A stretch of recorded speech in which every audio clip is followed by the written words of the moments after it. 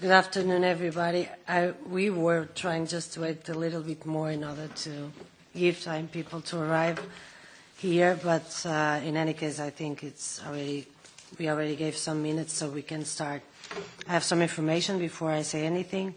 We have streaming, and in that case, I need to inform people seeing us outside the Parliament that, and even the people inside the room, if you want to, that there's this app, Slido. You have the reference there. And if you download this app, Slido, and then introduce the code S148, you can interact with this session and put questions and comments, and we will be seeing it in real time. So we do invite everybody who is seeing us live stream to do so, to interact with us and to put their questions, and we will try to cope with it while we are taking while we are having our discussion. So we have, as you know, several topics that we wanted to bring to this conference on post-growth. The majority of the parliamentary groups joined in this initiative in order to discuss it, as we think it is a key issue to be discussed. Also, we cannot talk about these issues without talking about some of the concerns which are related with the labor market and wages and collective bargaining. And that's, from my perspective, one of the key issues that we have to discuss when dealing with this. Of course, I'm also saying this because, as I said, different parliamentary groups are engaged on this. My name is Marisa Matias. I'm a member of the European Parliament, and I'm a member of the United Left, Nordic Green Left group.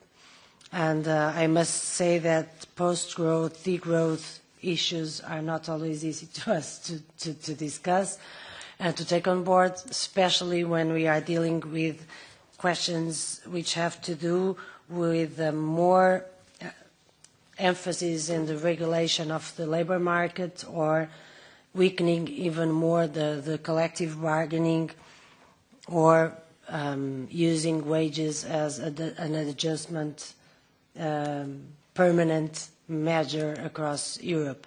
I'm pretty sure that my colleagues who are across the different rooms moderating other panels have different perspectives on this, but of course that's why we all decided to come together and to organize it in order that we could have also different topics, and this is for sure one of the most important in my perspective, from my point of view.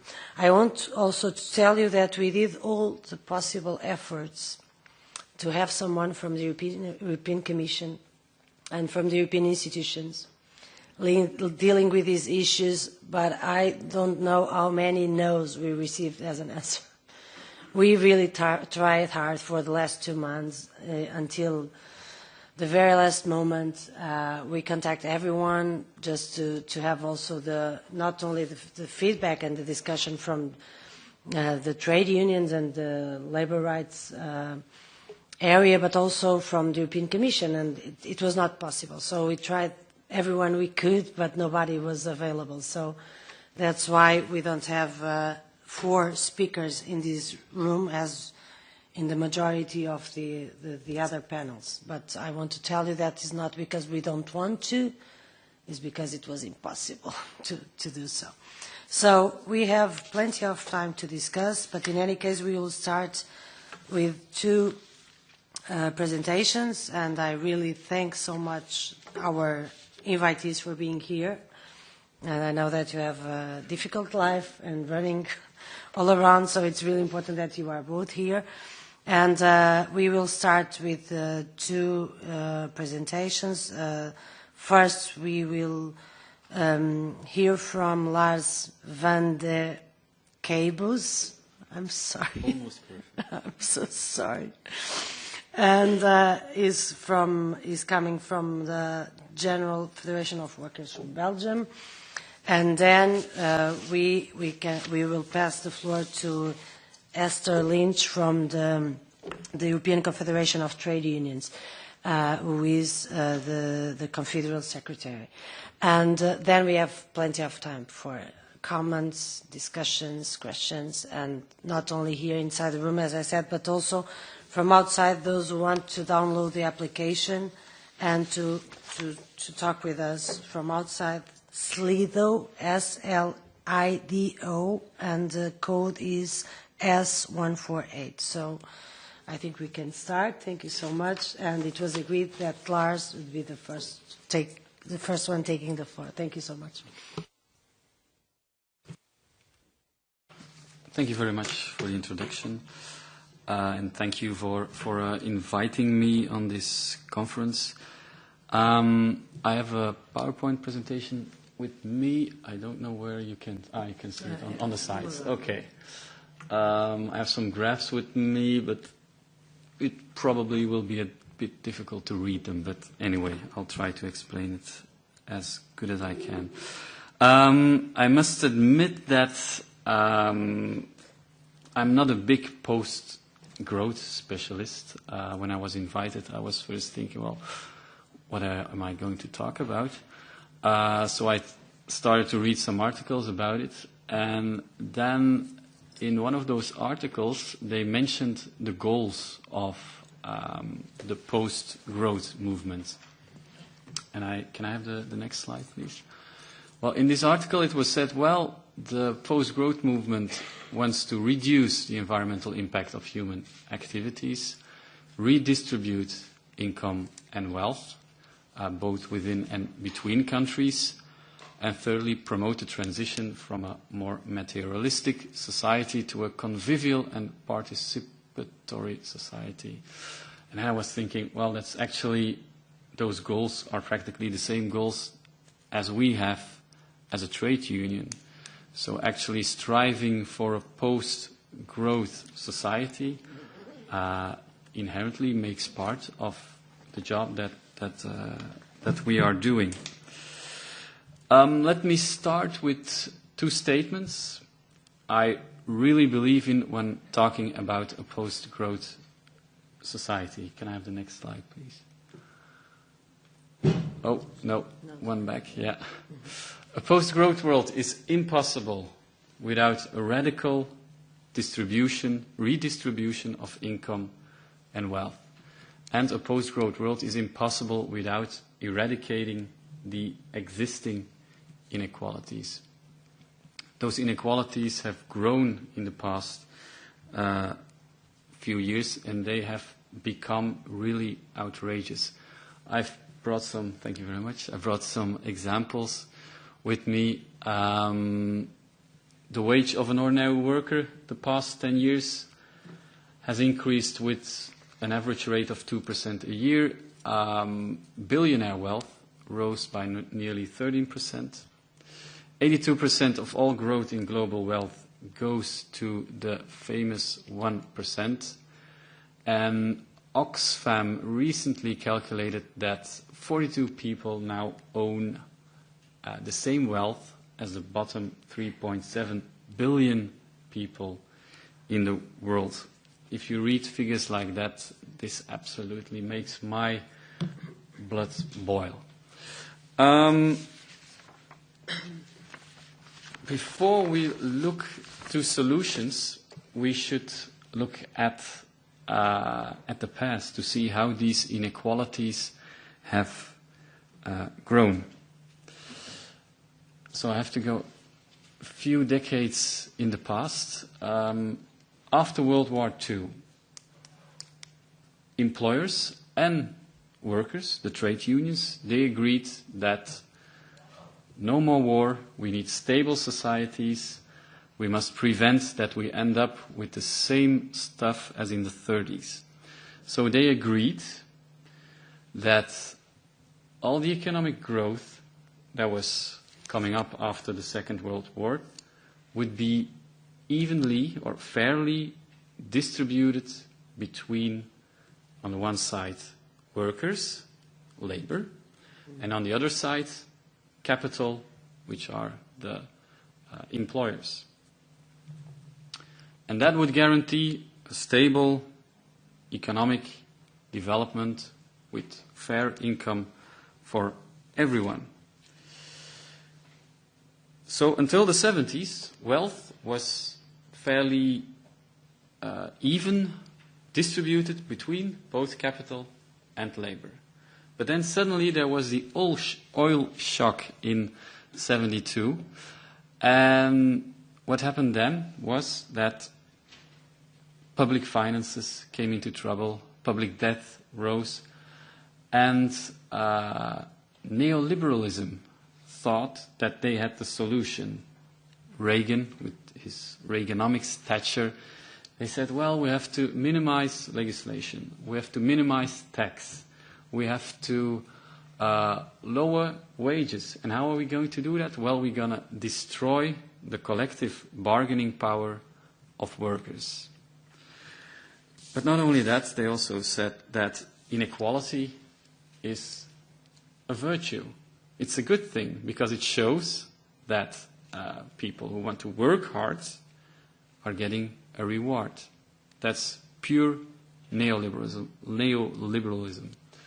What was the result? The result was quite striking, and the result came very fast. That's the disconnect, which you see clearly in the graph, the disconnect between productivity and wages.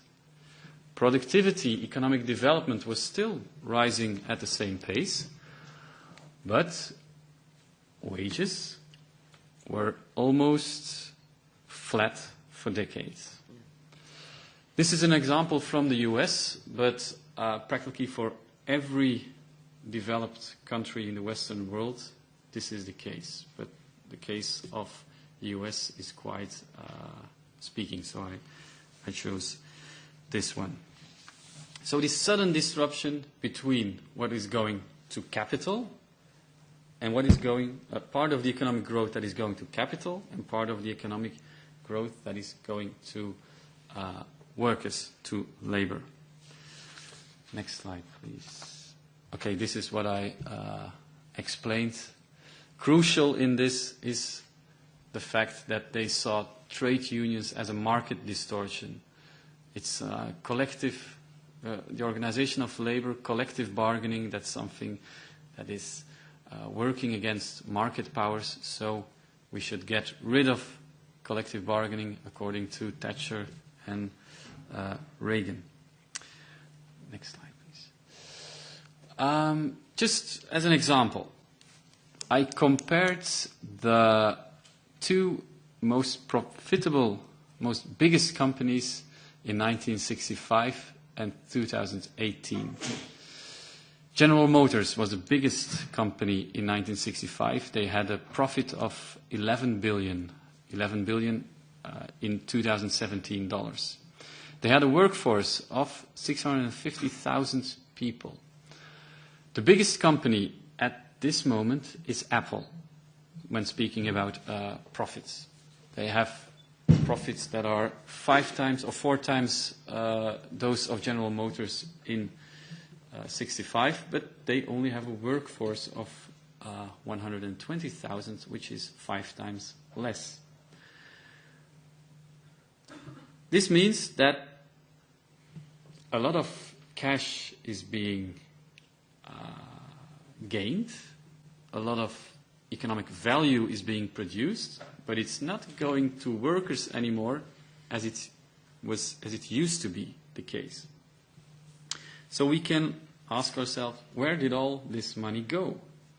Because economic growth, productivity growth is going at the same pace, but the part workers get is not increasing at the pace that it used to do. Where did all the money go? Well, it was partly reinvested, which is a good thing. But then, most of it was consumed by those who already have enough resources, massive and unnecessary consumption with an enormous impact on ecologic footprints. We all remember the Panama Papers. Luxgate, stuff like that, a lot of billions are hidden where no tax officer has gone before. But then I think the most important is that this money was used to build financial castles in the sky, rent-seeking. The money was used to create a shadow economy that collapsed in 2008. All this money could have been used to all this money could have been gone to, for example, public services, quality public services. It could have been used to raise the living standards of workers that are earning not enough. It could have gone to social welfare, greening the economy, looking for new ways, ecological ways to develop an economy. It could have been used to reinforcing the social fabric, but it didn't. It went to the financial world. It went to tax havens. It was consumed. Billions and billions that could have been used to transform our economy, transform our society. So what can we do about it? We know the problem. What can we do about it? And then I think, yeah, thank you. Organize, organize, organize. We should get together and organize. What do I mean with this? I think my name is not, that's my boss. So I would like to have his salary, but no. There's only one solution, and that's a collective one. Now I'm going to talk about the thing I'm most familiar with, that's Belgium. My main job is wage negotiations at the national level in Belgium. I want to talk about Belgium not as the brightest example in the world, because you probably all know that Belgium has its problems. But when we talk about inequality, Belgium is doing rather good. It's hard to read, I guess, but Belgium is one of those countries on the left side of the scale. This is the Gini coefficient to show inequality. The higher your Gini coefficient, the higher your inequality in your country. So we are confronted with the same problems. We also have this difference between productivity and wages, but not in the same way as other countries, like, for example, the UK or the US are facing. The main reason for this is, and I'm absolutely convinced about this, is a strong and well-developed collective bargaining system. Can I have the next slide, please? What are the main characteristics of the Belgian case? We have a high union membership. About 1 in 2 Belgians is member of a union. That's high, but even much higher is the coverage rate of collective bargaining.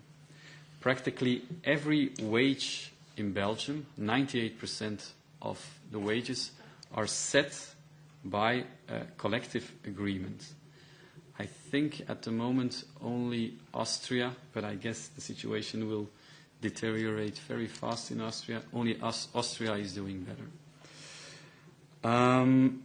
We have a statutory national minimum wage of 1,500 euros per month. And we have one of the last countries in Europe, we have the wage indexation system. That means that wages are automatically adapted when prices are going up. And last but not least, we have a coordinated, centralized wage bargaining system. And what does that mean? That means that in Belgium, every 2 years, we set at the national level what we call a wage norm. That's a percentage that people can get as an extra wage rise above the wage indexation. So that's the national wage norm. Then we have, at the sectoral level, wage negotiations, but the national level sets the standard for the sectoral wage negotiation. And then at the company level, each company has to respect sectoral agreements. Sectoral agreements are the minimum. That means that strong sectors with strong union representation help the weak sectors with weak union representation. So no one is left out, no one is left behind. Also, the weak sectors get their share of wage increase, get their share of economic development. I don't want to brag too much, but the Belgian system was recently recognized by the OECD as one of the most effective systems that are in place right now. Can I have the next one? They made a comparison of all different collective bargaining systems in the world, ranging from very decentralized collective bargaining. That means that you only negotiate at the company level, that's decentralized, to very centralized. It means you agree on a central wage norm, as in Belgium. And they came up with some surprising results. Apparently,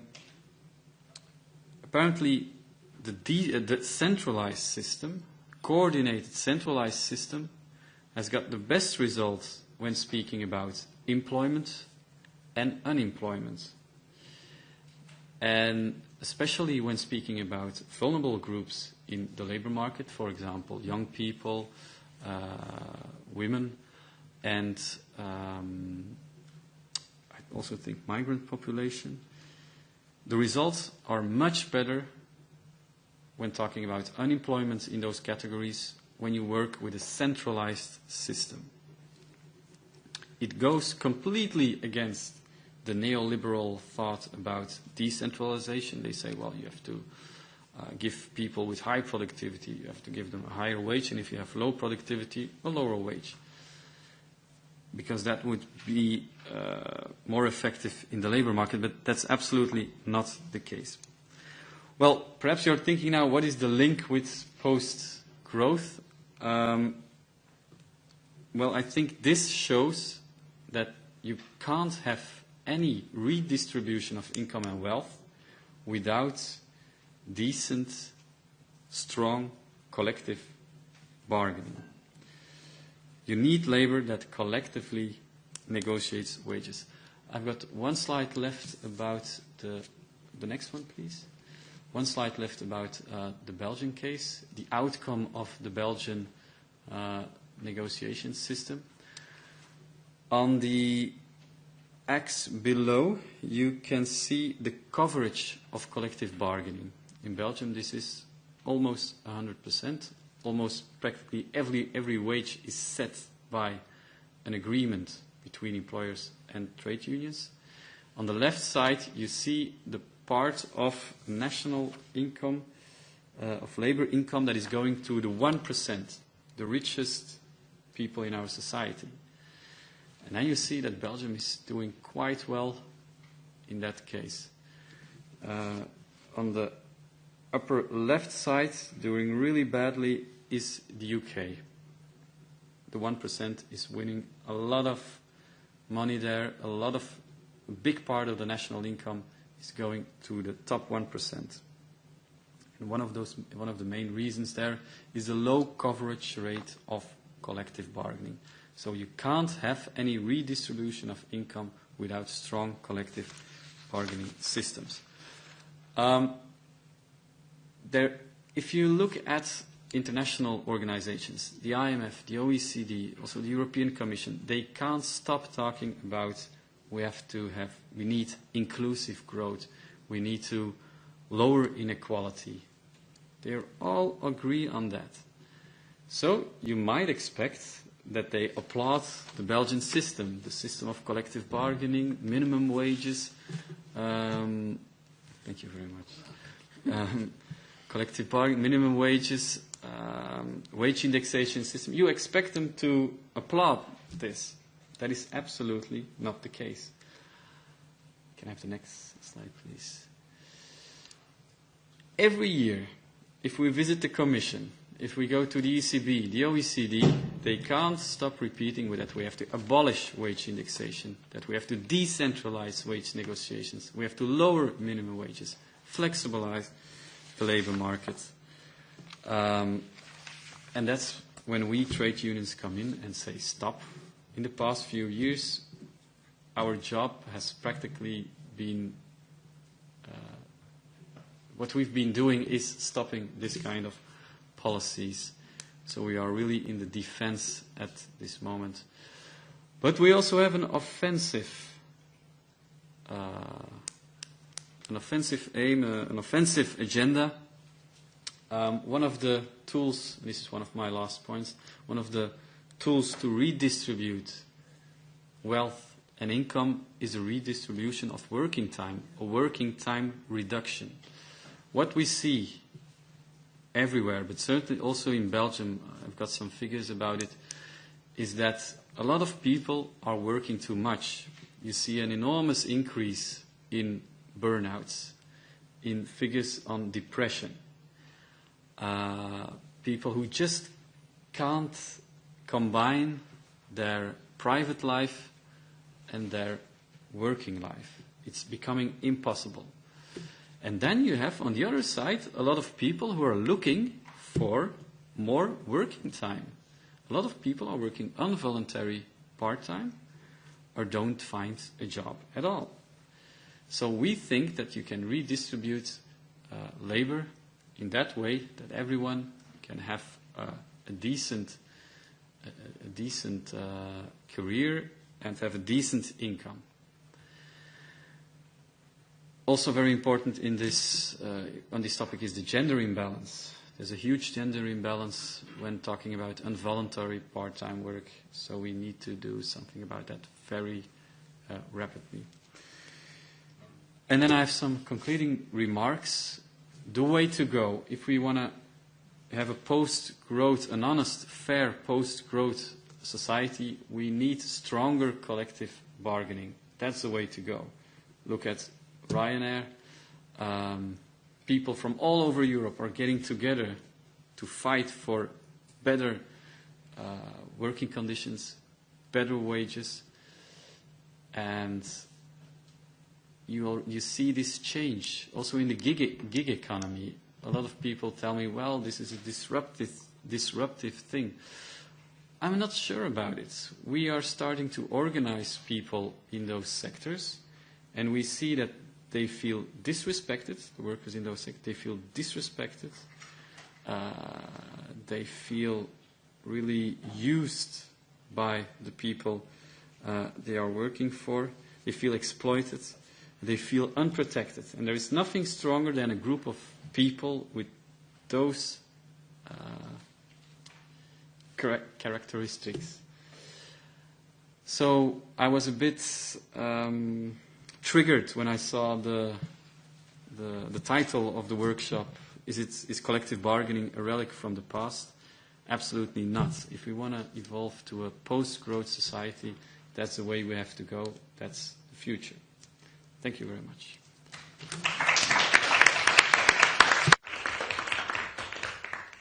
Thank you, Lars. Now we move to Esther, and then we open the debate. Thank you. What a great presentation, Lars. Thank you for that. It was really enjoyable to listen. And I'm very conscious that the people who we really need to hear it aren't here. And that shouldn't be rewarded. So I want to begin by saying, shame on you for not turning up. You have a lot to answer for. You should be here. Yeah, so I'll start by that. I think this is a really interesting time for us to have this conference. because today I saw as a day for international democracy. I only saw that on the way in. I did, well, it's a big kept secret, and of course we're 10 years on from Lehman's. What you're here to discuss and think about and come up with ideas about, which is about the post-growth politics, both of those events, democracy, Lehman's, tie into this. And that might be a bit of a complicated way to begin, so I'll try and simplify. So if you look at what does growth need now? To get growth now, what we have to have is the cutback on collective bargaining, the destruction of employment rights, the commodification of everything, not just transport, not just waste, but now our data. So we have a big commercialization of ourselves, intimate facts about ourselves now being commercialized. We have the closing down of the public space with real implications for democracy.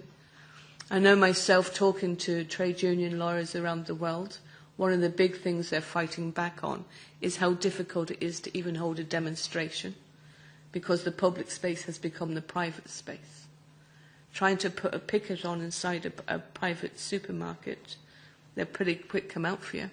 And ourselves and your union try to shine a light calling for social rights onto the Burley-Mon, and a private police force came out to move us off the public roundabout. All happening here in Belgium, all happening to all of us in this part of the world. And for growth, it needs that. It's beginning to feed more and more on human rights, infringing into human rights, infringing into a fair wage, what we need to live on. So I think thinking about it is really important. I think coming up with solutions is probably even more important. But before we can really hope that our politicians and the other leaders within our society come up with solutions, we have to make sure they understand that there is a problem that needs to be solved.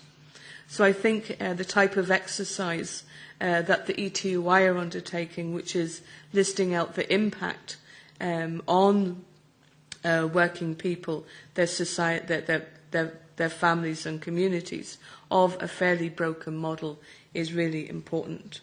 But I think exactly as Lars said, we need to think as much about solutions as we are about naming the problems. And the solutions are going to be tricky. And the reason they're going to be tricky is exactly as Lars says, because even though the IMF, the OECD, the ECB, all of the think tanks recognise that what should be happening with wages increasing isn't. For some reason, they're incapable of bringing themselves to the logical conclusion. And the logical conclusion is that the destruction of systems for sectoral collective bargaining is the problem. That it shows either on the inequality indexes, or looking at fair wages, or looking at the type of life that workers will be able to live. You can't achieve that by company bargaining. You can only achieve that when you have bargaining that happens across a sector. That's why the ETUC has adopted, with all of our affiliates, a target for Europe, which is to increase the number of workers covered by a collective agreement. And if we can increase the number of workers covered by a collective agreement so that everybody benefits, so that we bargain where we're strong for where we're weak, to make sure that people's wages, to make sure that the profits of productivity are going into workers' wages so that they can spend it on the high street. You then have a different type of society than one where workers have no power and it goes into the hands of, we'll say, the boss of Amazon, who is now the richest man in the world, paying people poverty wages. And I don't know if you saw online the patent for his cage. He had a patent to put workers in a cage on top of the system. Yeah, so that the commodification of workers, of their labour, We need to name that. We shouldn't be ashamed of saying that's what's happening. And we should go back in next year, the 100-year centenary of the International Labour Organization and its declaration that labour is not a commodity, that human beings have dignity and deserve to have their rights at work properly respected. Exactly as Lars said, if you want to make an argument about why trade unions are not a thing of the past, it's because the past bad practices of employers have come into the future. And it's as needing of the idea that we stick together, that if we're all put against each other, if nations are put against each other, if workers are put against each other, if men are put against women, if older people against younger people, if we've got cleaners against doctors, if we're all put against each other, there'll be nothing left for any of us. It'll all go to the 1%. What we have to get back to is the idea that by sticking together, by hearing each other, by seeing each other, and by understanding that we're human beings deserving of something better from a political economy than just the growth model. I think that's the type of narrative that I think it's great that we're having on this day for international democracy here in the Parliament. But when we get a discussion going, you'll probably ask me more questions about what we're actually doing about achieving that idea. But I just wanted to put that out there as the ambition. Thank you so much. Thank you, Esther. So now we come to that point, to that moment that I really, really need your help, because as this panel was thought in a way that we would have different perspectives on this subject, my role would be a little bit different than it is now. But as a member of the Parliament for 10 years trying to promote what has been said by both speakers here, and especially trying not to lead to a collective homicide of collective bargaining across Europe, and that's something which is a real attempt. I really will need your help and your questions and your comments, that we can try think these issues from different perspectives and also different ways of seeing it, and that's when I give you the floor.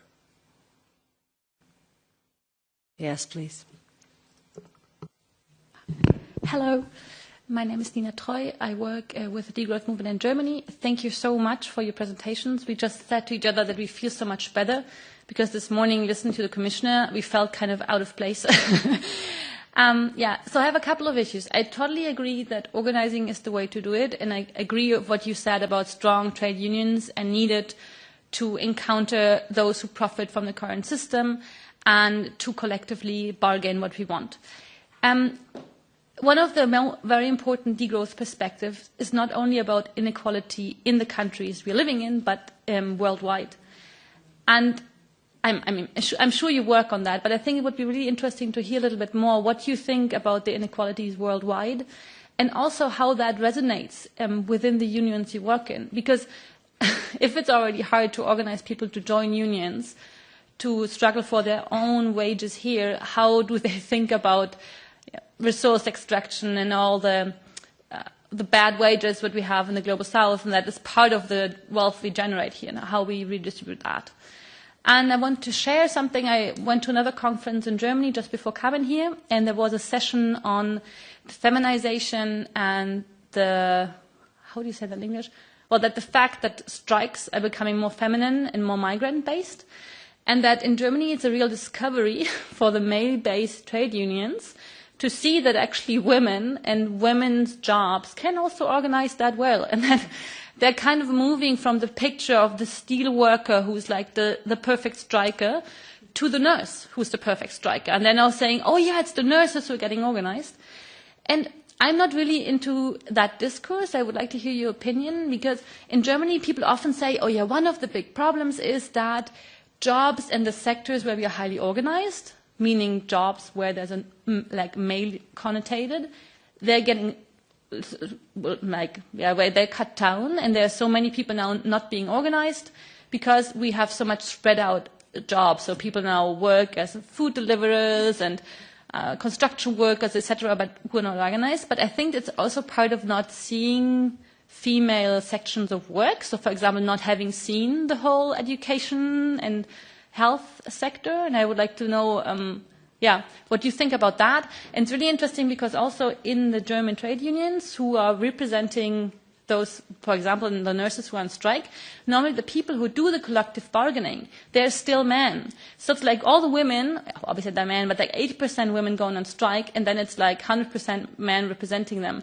And there's also a power issue within the unions. And those women are now also saying, no, if like you're not going to represent us, we want to have the collective bargaining process on our hand as well. So yeah, there's a gender issue in there, and how do we go on with that? Thanks.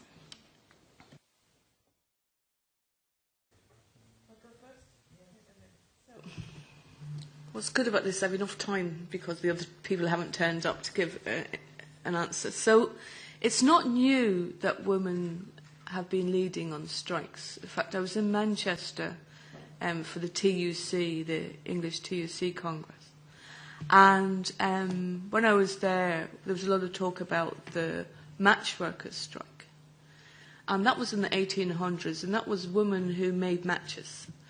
And the reason they went on strike was because some of them had talked to a journalist about the horrific fossy mouth. So it was like a total destruction of your face from the phosphorus that workers were getting from making the matches. And the employer was so livid about that they fired the people who spoke to the journalist. Now, how relevant for the modern moment, considering we're in this house discussing the whistleblowing directive. And if I forget to make a point about that, remind me, because I have an important point to make about that. But because they fired the person, they then also wanted everybody to sign saying, this is the best possible place to work and there's no occupational injury here. Of course, they refused and went on strike, and they really radicalised the industry, got the union in, and got pay increases then. So it's not new that women have gone on strike and have shown leadership, whether it's about holidays, whether it's about fair working time, whether it's about pay. There's lots of strikes from men's industries too, what used to be male-dominated industries. So it's not entirely new what's happening. I think what is new is that women are now in leadership positions in the union, so it's more visible. So you have a woman heading the International Trade Union Congress, you have the woman heading the Australian, the woman heading the TUC, and women in the Nordic countries as well heading up. So you have more and more women coming into positions of leadership within the trade union movement. What's the impact of that for the discussion? I don't know. I was elected in a factory that made microchips. It was so long ago, they were that size, microchips, they were the size of a box. And I stood on the following platform. Part-time workers should be allowed to join the union. I was a full-time worker, but all the part-time workers weren't allowed to join the union. And what was given as the reason why the part-time workers weren't allowed to join the union, now remember I'm old, yeah? What was given as a reason was that part-time workers would drive down the wages because they were already paid less. And I think the idea is a very old one, but it's a very effective one. If you keep people divided, and if you use a piece of exploitation as a reason to justify the division, it just makes it hard to mobilise and for us all to stick together. So I've never been a believer that it's of benefit either to the best paid or the lowest paid to keep us apart. So I think whether it's men or women, part-timers, gig workers, and now it's evidencing itself in a discussion about whether self-employed people should be able to be members of trade unions. And we have the Commission playing a very bad role in that, saying that they're not workers, that they're cartels because they have their own enterprise, as if a Deliveroo worker is an enterprise, you know, as if that's what that's about. So I think it's an old idea of divide and conquer, and it finds its character in lots of different ways. The other question you asked about was about the East-West divide, North-South divide on wages. And I was looking at a report recently, which was from one of the sector unions, and that showed that wages for garment workers in Romania were worse than in China. So the assumption that we have about where poverty is in the world isn't always entirely accurate. In Europe, there's a lot of poverty and there's a lot of unfairness in wages. One of the first, 2015, I came to work at the ETUC, and I was at this event, and I was talking about wage dumping and social dumping. And the colleagues from the East came up and said to me, that's only half the story.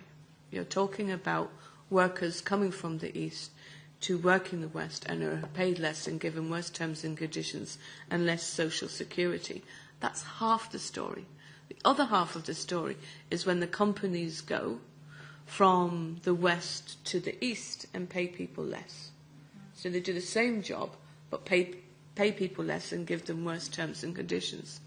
The solution to both those issues isn't to blame the worker, but it's to name the employer firmly as the person who's getting the benefit and exploiting and not sharing the profits.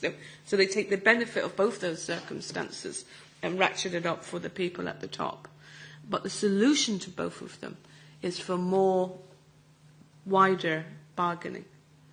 It's to stop thinking ourselves in terms of I'm the engineer, but to start thinking of ourselves as I'm the person who's working in Europe, which is the piece that I'm interested in trying to build a stronger alliance on, and thinking about how at a European level could we try and reinforce sectoral bargaining. And there's two ways I can think of we could do that. We could make sure that all public procurement had a rule that you would only purchase or use the services of a company that collectively bargained with the workers. So that would immediately, I mean, public procurement is a big amount of spend in our economies, and it would have the effect of lifting other wages up as well, because it would set a norm that you would only buy. It also would have a huge political impact of saying that what's respectable, reasonable and desirable is for purchasing decisions to be made on the basis of the respect for the human right of the worker to belong to a union and to collectively bargain. I think that's something that could immediately be done. The second thing is more what we need to do as trade unionists, which is to build better support for each other in our collective bargaining efforts. And as I was saying, that if we have a good relationship, for example in Germany with the head office, for us to say to the head office, well, how come is it we're not bargaining? You're not bargaining in your operations in Romania, for example. Like, we should be thinking more about, how we bargaining, how we're using where we are strong to make sure that where workers are finding it hard to get in the door, that we're using the strength of our relationship with the head offices to make sure that workers get in there. And then the third piece that is an interesting example from France, which is the due diligence, where you put an obligation on companies to think about what they're doing in their supply chains. And because more often than not, after a major disaster where there's outrage, you see the head of the company saying, how could I know that was going on? How could I know I was part of that awful business? I trust the people who are buying from me. So I think we've got to hold the people at the top much more to account. And you can do that by having due diligence obligation, so that it's not good enough that you buy because it's cheapest, or you buy because it can get to you quickest. that you have to have due diligence and say, is it fair, is it reasonable, is it safe, are the person's rights properly respected? Thank you. And before moving to Lars, we could take on board the first question through the app. And it is, in the case of not elevating the GDP anymore and taking a look on the digital change, the labor market would shrink. What is or should be the union perspective? First, have to understand the question. It has to do with Not increasing GDP, taking a look on the digital. not increasing GDP, the impacts of the digital economy by shrinking the labor market. So what what should do, or what can do the trade unions and the union perspectives? So I just added in case that you can take both, but then, of course, you do as you want. I absolutely agree with what has been said on feminism and international, the international question. On the feminine side of the question on feminism, you said, well, one extra element is, I think, that all the austerity measures which have been imposed in the past few years, what do they touch? They touch public services, and public services, schools, hospitals, mainly women work there. So then it's logical that they start organizing, and they start organizing strikes. Just a small point. Then digital economy, GDP. There are some studies that say, well, 40% of the jobs are endangered by digitalization. Other studies say, well, only 7% is in danger. I personally think that this might be exaggerated. What will happen is that our jobs will change. A big proportion of the jobs that now exist will not exist anymore in a few decades. But those jobs will transform, they will evolve, they will not disappear. So I don't believe the catastrophic stories that we will lose an enormous amount of labor. Economies, they evolve the whole time. We have evolved from a agricultural society to an industrialized society to a post-industrialized society, and now we have the digital era. So perhaps I can be totally wrong, but I think people exaggerate this issue. About? Oh, yeah. International experts, about how do we? inequalities. I absolutely agree when you say we have to look at inequalities between the countries, because with the whole migration issue, refugees issue, that's very important. We organize, we have the ETUC at European level, we have the ITUC trying to build stronger unions in all those countries. As individual unions, we have projects in all those different countries to build up capabilities to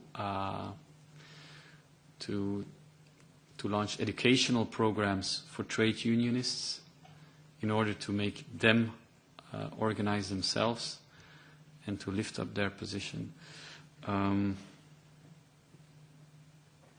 I have to be honest, I'm not active in that field, so I cannot give great examples like Esther did. seeing it from the European Parliament and the European institutions, what we have witnessed over the last years, and of course we have to pay attention to the inequalities within each country, but the inequalities amongst the different countries at EU level have increased a lot, and not only, for instance, we are still living with 119 million people living at poverty risk or social exclusion risk, which means 25% of the European Union population. And a significant part of them have a job. It's not people without a job. We are talking about people with a job and facing poverty or social exclusion.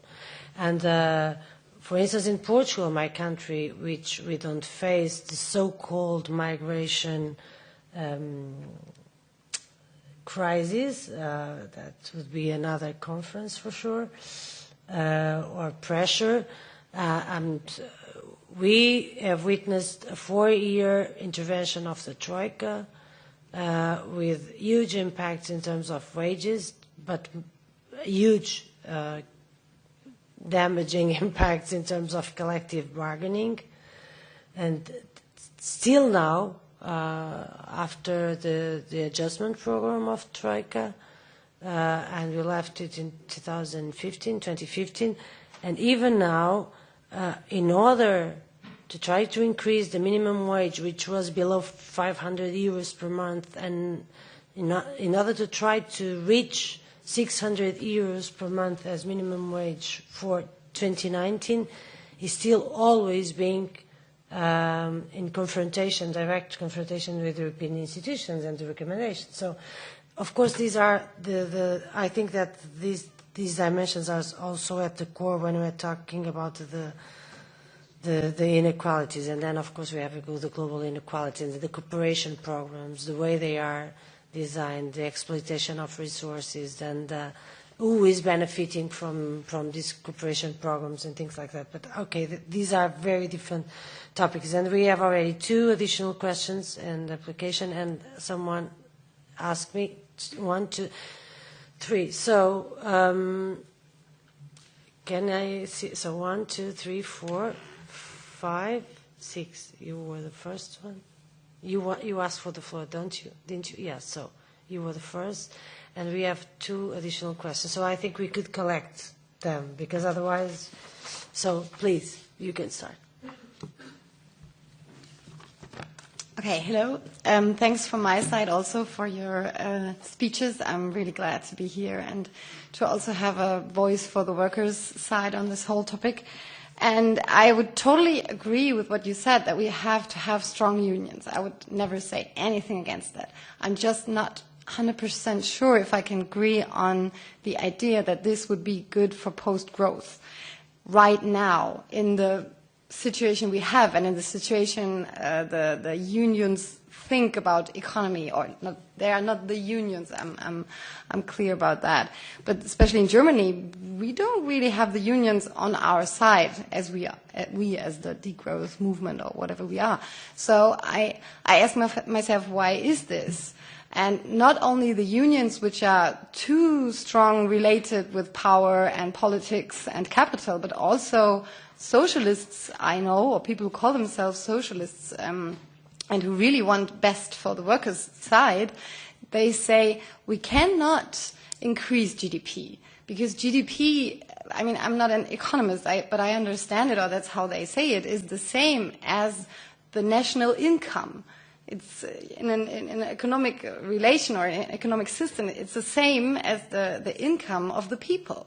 So you said you're not so deep into the whole degrowth topic, and I'm not sure if your colleagues from the other unions would agree on what you say.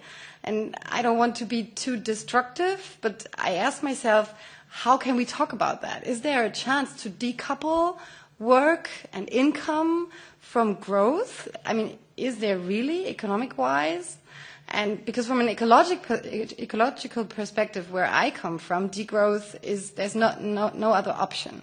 But from the social perspective, maybe there are economists here who can give a better answer on that, because I'm trying to read into it deeper, but I don't understand everything because I'm not an economist.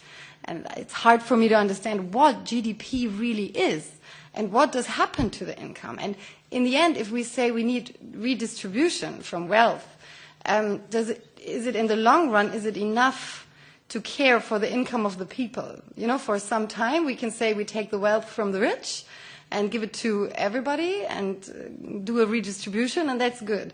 But do we find ways to decouple? You know what I mean? For me, it's still really hard to describe my problem, but I think we have to find solutions for that. And as far as I can see it in Germany, there's not a lot of coming together between unions and degrowthers and talk about these really, really hard facts of economy.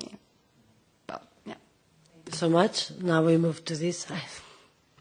Thank you very much for your talk. And I see like lots of common ground with the degrowth movements. Actually, everything is like similar. The only thing where I was wondering a little bit is the question on how necessary is growth. So I really like your point about redistribution. I think this is a very key point that is central in degrowth movement and in unions as well. So the redistribution of income and of employment. But now my question is, if you have rising productivity, we need less workers and less employment for the same products. So if you want to keep up the employment, I see this as a main position of unions, we actually need more growth in order to make people work for something. So, for obvious reasons, having more growth over and over again is problematic from an environmental point of view.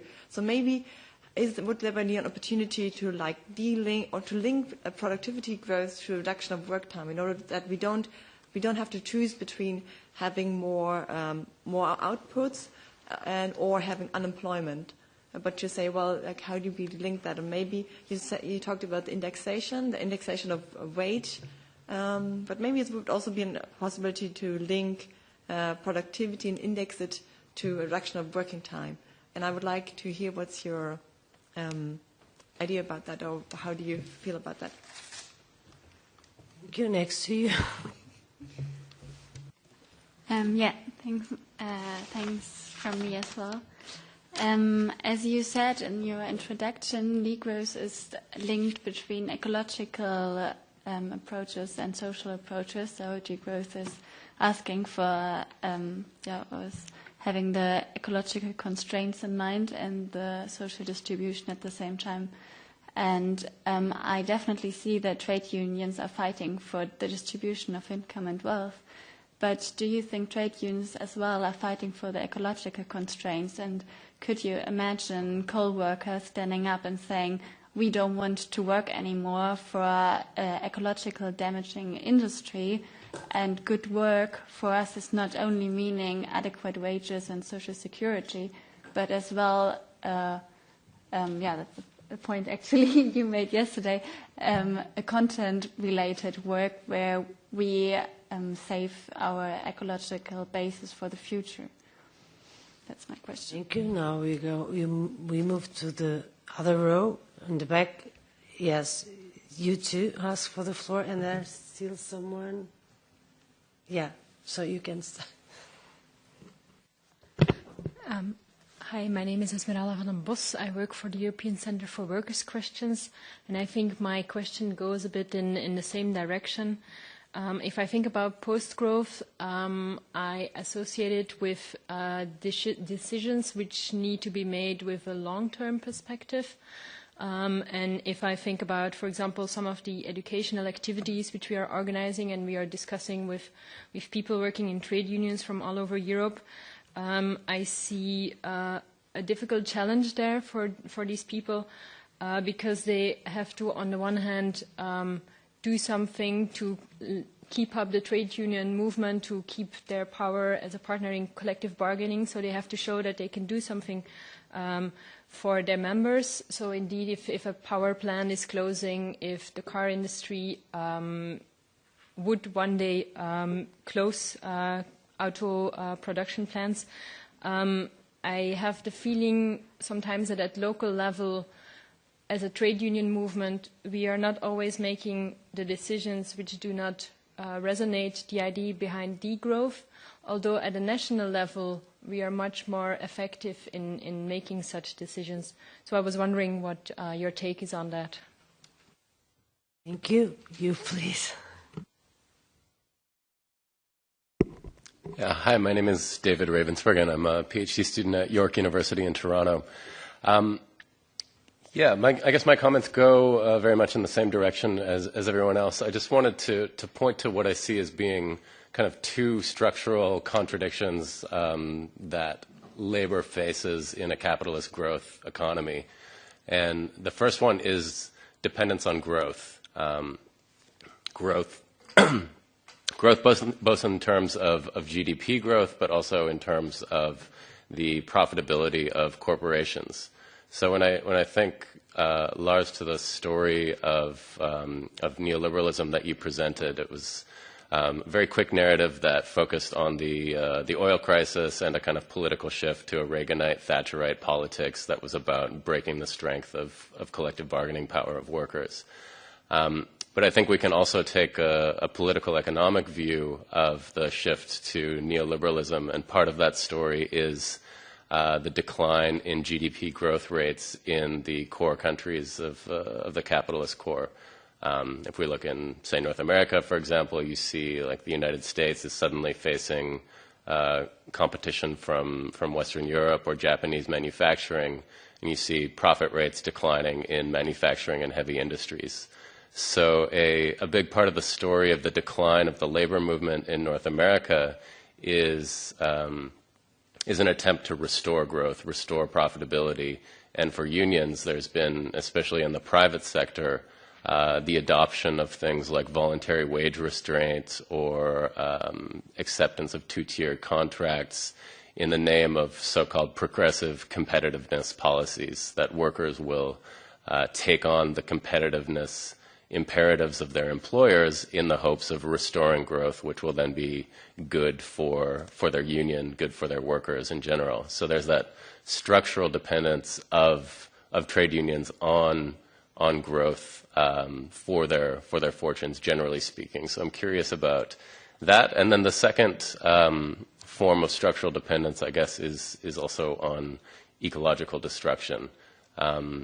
In the case of specific sectors of the labor movement, it seems like it's unavoidable that workers who are currently involved in certain forms of resource extraction, particularly in oil, gas, and coal, those industries need to be shut down if we have any hope of averting absolute climate catastrophe. I think that often the discourse that we hear in these discussions within the labor movement is that the solution is just transition or green jobs.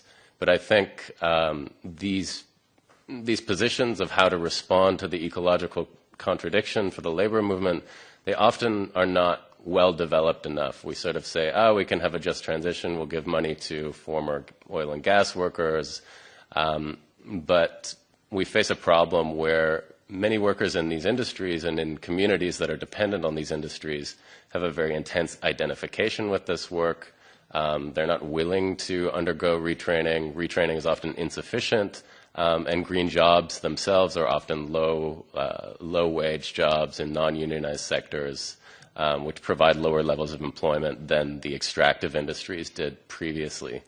I'd just be interested to hear your comments on these two, the kind of the economic and the ecological contradiction facing the labor movement in a degrowth transition. Thanks. Thank you. In the last row, the last question. Yes, please. Yes, I think that in some time in this discussion, we have a mistake point of view, is that there is a contradiction between growth and sustainability. Because if we don't have in count that in the rich countries, the increasing growth is more and more immaterial growth. You put the example of General Motors and Apple, and it's very clear. General Motors has a lot of material rows, and Apple no. Apple is a lot of the value of Apple is intangible value. And this is one thing that we must take into account in the Union, because I think it's a good point of idea that this GDP, more immaterial, is less dangerous in sense of environment. And I think that there is not so big contradiction with growth, good salaries, more employment, and another type of growth. And I think that this idea is not very clear, and I think from the Union we must show that this is a good idea, and it's really it's reality. It's not only a theoretical point of view. Thank you. Thank you so much. And okay, who else? Because you want to ask a question as well? The problem is that most of our... Please, the micro. Yeah, you want to say it? Yeah, does it work? Yeah, just to precise, because we don't clearly agree with what this man just said, and that if you take the new economy, it creates like a huge material needs, like in terms of infrastructures, in terms of data centers, in terms of canals inside under the oceans, and it takes also materials, rare materials that are taken from not Europe usually, and from more poorer country that has neo-colonial relations to us. And so I just wouldn't say that the new digital economy is like less dangerous for ecological reasons. And you can... Micro, please. Thank you. And the second thing, it would be beautiful if it would be like that. So I can understand why you're saying that. But the other thing is that we pretty much outsourced all the material intense productivity to the global south, and now we import the stuff that we need, and what's left here is the service sector. So that's another problematic thing about what you said. So I think it's just slightly right. If you take into account that the increase of productivity now is not based in low salaries. And the productivity in the rich economy is due to the increase of prices of the things, due to the quality to the quality of the products and the services, and this is linked with the capacity of pay of people. You can pay a cert very expensive because you have money to this. My cert is not linked with the cost of the cert. And this is possible because we put value of art in many products and services. And this is possible because we are more and more rich. And if we don't take in care what is happening in this case, we don't understand. I think it's not very easy to understand if we don't take this sense that it's happened. It's in the rich economy, in the new productivity linked with intangible value of art, emotional value. We can call them in several sense, but this is happening in the rich countries. I have a contribution for the debate from the audience, and then I have two additional questions, and we come back to... Yeah, just a short comment also on this aspect, because I work for an advisory group for the German government in writing a big report on digitalization. Actually, this is also what we are finding, that there is this tendency to think that digitalization everything is then immaterial and in the cloud and somewhere, but actually it does have a great impact on available resources and electricity as well. And there's just like the studies are just starting about, but actually there's impact that the energy intensity or the energy uses is like increasing through digitalization, not being reduced, as is often said, that digitalization actually makes everything much more efficient. So I think that's a very important point to have a look at the numbers on that figure. Thank you so much. And from outside the room, we have still two questions. First, young people still favors full-time contract, but are a majority in a atypical and precarious work. how can collective bargaining increase their living conditions? And the second one, is universal basic income a solution to fight inequalities in a post-growth economy? So all easy questions.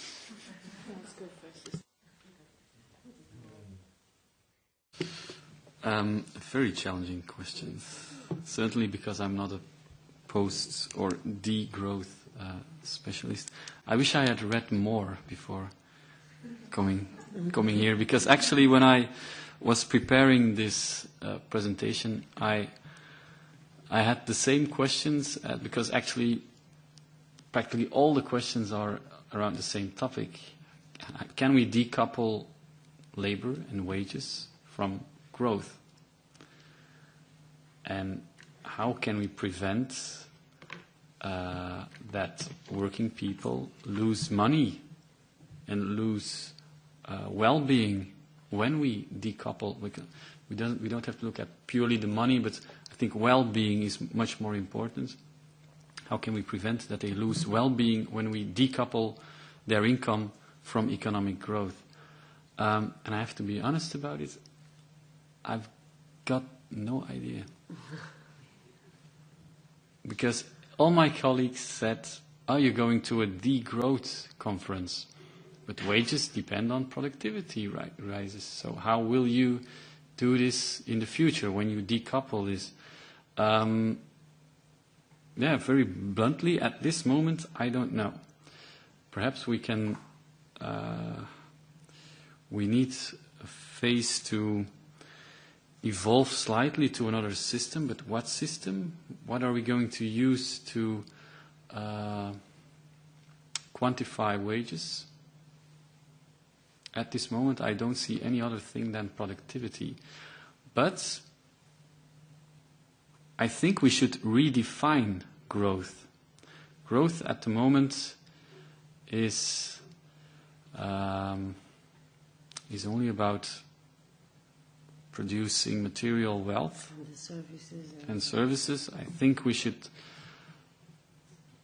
redefine growth in a way that growth becomes something with a lower impact on the environment, on people.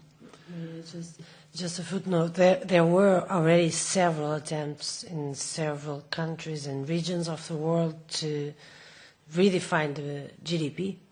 And it's always GDP and beyond in order to incorporate indicators and like social dimensions and environmental impacts.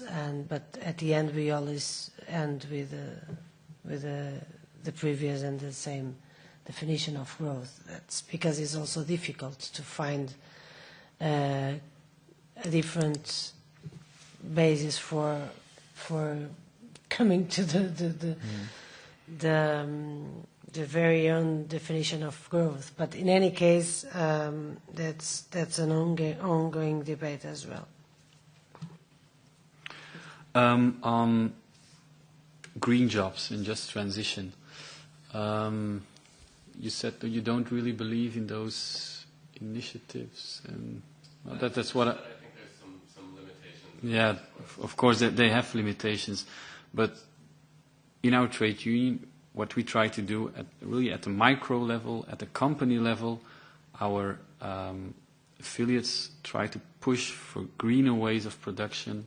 We have programs, training programs for that, so we actively try to do something. And we should not underestimate that. I'm sorry if I forget some specific topics, but I think you can all put it under the same chapter of decoupling growth and trade union power. Yeah, sorry about my definition of how we came to neoliberalism. It was a very short summary. We can talk for hours about it. You're absolutely right about the things you said. Then the two questions. And also the one on the exploitation of resources and defending workers in coal mines or things like that. Car industry. Well, that's where we have the Just Transition project, we look, or we defend new ways of production. We try to think away from those traditional sectors.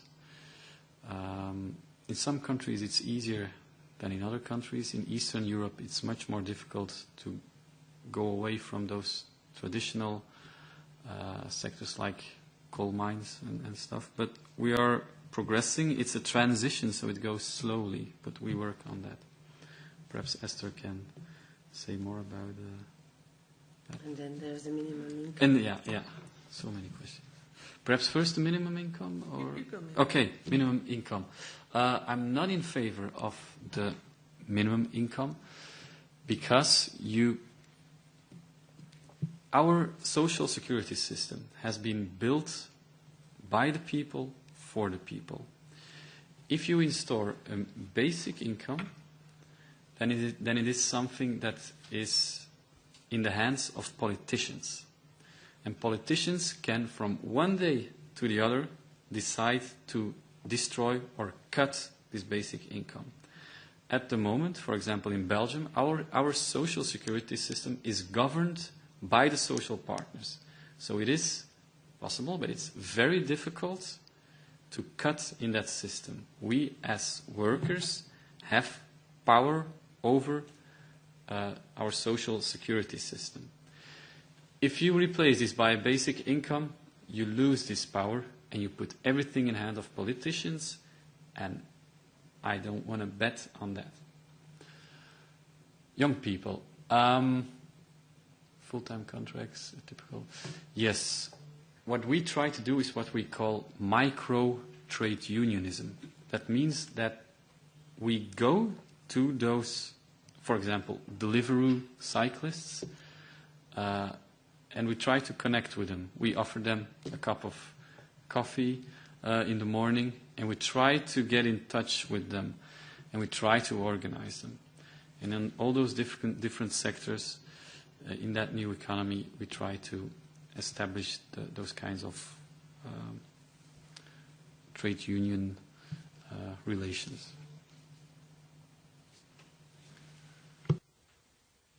Okay. I'm really interested in your intangible discussion because I have something extra to add to it.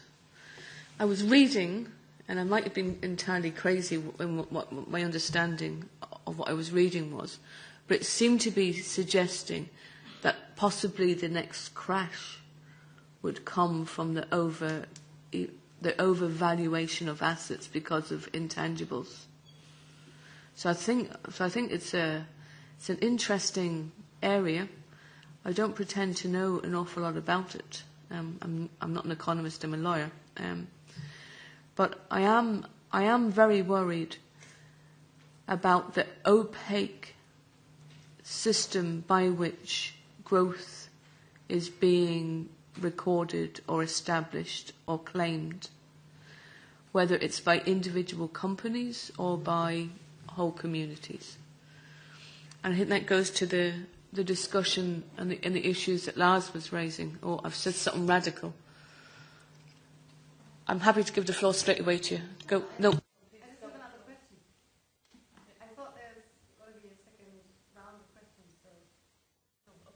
I thought it said something so radical it was an outrage. I'm outraged by that comment. It's always possible I say something outrageous and I don't even realise it. So I think the two things, the points I'm trying to make are intangibles are definitely an interesting thing and we need to talk a lot more about them. They could be good or bad. But that one thing is for sure, there's a level of political assumption into what goes into GDP, which I think we should all have a lot more in our hands. It should be put much more into the hands of working people and citizens. You know, what are we actually measuring as being growth? And I suppose more importantly about what is the purpose of an economy. So the purpose of an economy should be the good of its people. It shouldn't be the purpose of the people is the good of the economy. Do you know this kind of reverse that we almost seem to have got into, particularly in the EU. So that's a plea for much more transparency within the various economic models and systems, and for them to become a lot more democratic. I'm not afraid of saying what we can't afford into the future. I'm not afraid of that. I'm not afraid of a discussion that says that there are sunset industries. I've been around long enough, I've seen them. What I'm afraid of is not facing up to that, and not facing up, quite rightly as you say, to the implications of that. Because if the trade union movement, and those of us from the family on the left who are here from on the left, if we don't have a solution that the people will believe in, some guy comes along and puts up his hands and says, I'll bring the jobs home. And we see that, we know what that means, yeah? And that's what happens. That people, if we don't have a solution, people will go to somebody who has a simplistic, wrong, and entirely wrong value solution. So I think it's important that we have a solution. And part of that solution is exactly as you both said, which is about a realistic chance to retrain. But it also has to be a realistic chance to retrain for a job that would give me a similar collective agreement. And that's why it's quite interesting, some of the new developments that there's been taking place in Poland. I'm actually going to Poland at the weekend to learn a bit more about this. But what's been happening there is that they're trying to cover new industries with the same collective agreement, exactly as you were talking about, this sectoral, so that you actually say, well, what goes into this sector? So what you would have had in your collective agreement was saying coal, that you say, well, that same pay and conditions apply now to, say, wind or whatever the new industry that people are being put into. And I think that has to be, that we need the two strategies, retraining for the job and confidence that when the person retrains for that job, the terms and conditions will be similar to what they have. And I completely agree with you about people identifying very closely with the work that they do in the world. And there just isn't, it's almost that that's exploited against people now rather than being properly respected. I think the whole emotional content of labour and what people show up on a Monday and they do, they bring the best of themselves. And instead of that being valued, there's an app now that says rate the service that I just had. And like, I know myself, I was on holiday and I was talking to the tour guide and she said to me, won't you be sure and rate me well? And I did, because she asked me to, and I then I wondered, was I part of something evil and wrong? Was I now part of a system to which, as hard as her day's work was, walking up and down and talking to all of us and helping us all have a good holiday, now if somebody had a bad day, a headache, or just didn't like you because of your colour or because of your gender or your sexuality, they give you a bad sign on an app. Do you know? So I am, and all of that goes into when I talk about the need for a new model. Like, all of that is part of the new model. It's about saying, well, the purpose needs to change, the purpose of the company needs to change, who gets to run the companies needs to change, and the purpose of the economy and the money that goes into the economy needs to change. I can answer the question, is universal basic income a solution to fight inequality in a post-growth economy? No. That's very easy, and I'll tell you why no. Because it won't be paid enough to fight inequality. It will be used to keep people quiet. It will be just enough. It will be just enough. At best, it will be just enough. And there will be whole areas of people living on the basic minimum income. And everybody who has a position of leadership will sit back, smug, in the belief everybody's sorted. We've basic minimum income for them, and we've a fair share, a wonderful life for other people. So I'm very much against the idea of a basic income because of that.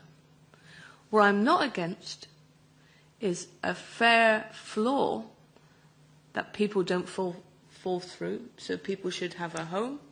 They should have enough to live on. They should have healthcare at the point of need. There should be affordable transport. So what I'm for is for public services and for a fair floor, a fair safety net. But what universal basic income is being talked about as an alternative for whole bits of society, so everybody else can sit back and say problem solved, I don't need to do anything more, that's not a fight against inequality. That's, if you like, justifying an unequal society. So I'm personally very much against it. I can't see that I would want to be a person living on basic income. I can't see it as an ambition for my family or my grandchildren. I just can't see it. And if it's not good enough for me, it's not good enough for anybody else. It's the way I live my life as a trade unionist, so I'm against it. Young people still favour full-time contracts. They do. But there's less and less of them on offer. And that's why the work of trade unions to try and organise people, to get them into unions, to stick together and to go to the employer and say, we're not having this anymore, you're not playing us off each other, you're not saying if Esther does all the rubbish jobs, she'll get the extra couple of hours of overtime or that she'll get a full week of work. Instead of that, we're going to have a right for everybody to have a full week of work if that's what they want. The European Commission brought forward a proposal for transparent and predictable working conditions, which would put into the hands of everybody an entitlement to know their hours. But more importantly, if they wanted to change their hours, they'd have the entitlement to go to the employer. What they stopped short of was putting an obligation on the employer to negotiate and to give you the hours. So they give you a right to ask, but no obligation on the employer. And then when it got over to the European Council, they said, yeah, but we'll only give that to everybody who has more than 5 hours in their contract. Now, what's the obvious loophole? What is the obvious thing that will happen to young workers trying to enter the labour market? They'll all be given contracts for less than 5 hours. Yeah. So, if you like, we really need to have some moral imagination in the EU institutions and make sure that there aren't such obvious loopholes. We'll have enough problems with the ones we can't think of without making an obvious way out, both for employers to say, oh, well, thanks very much for asking, but the answer's no, or to make it so that the right doesn't apply to anybody with less than 5 hours. We can change that. We just need to change the view of the national governments and make sure that the Parliament in its, and I know that your group is very strong on this, and make sure that the Parliament says, no, you can't have a ridiculous situation where an employer simply says no. That's not much use to anybody. Okay, we come back to the audience and we have 1, 2, 3 questions. Okay, thanks again for the debate. I think we have a structural problem here that you're like experts on trade unions and we would like to link it to post-growth, but then that's kind of hard because that's not your field of expertise. So I don't know if I can suggest that, but I think it would be really good if some of us in the audience have the feeling they have an answer to some of the questions because they have thought about it from a post-growth or degrowth perspective. Maybe like you can comment because it puts you in an odd position as well. And I don't know if that's too early to say that, but I'm wondering why this position is missing. So I guess we would need someone to talk about. I told it in the beginning, I don't know if you listened to it, we tried very hard to have representatives from the European Commission. No, I got that. Degrowth perspective. Oh yeah, that's supposed to be you. But then we should give on answers as well, right? This conference was devoted to degrowth, post-growth activists, mainly to listen from you, to have your inputs, and of course having the most, let us say, I don't like to put myself in that position, the most traditional positions in the sense of the way we see politics, and we define politics with different perspectives. But then it was more devoted to you. It would be good if people from the audience also commented, because if you only ask questions that then can't be answered, it's kind of odd. Okay. But that's why, yeah, okay, this is a dialogue. I just want to clarify. Okay, cool.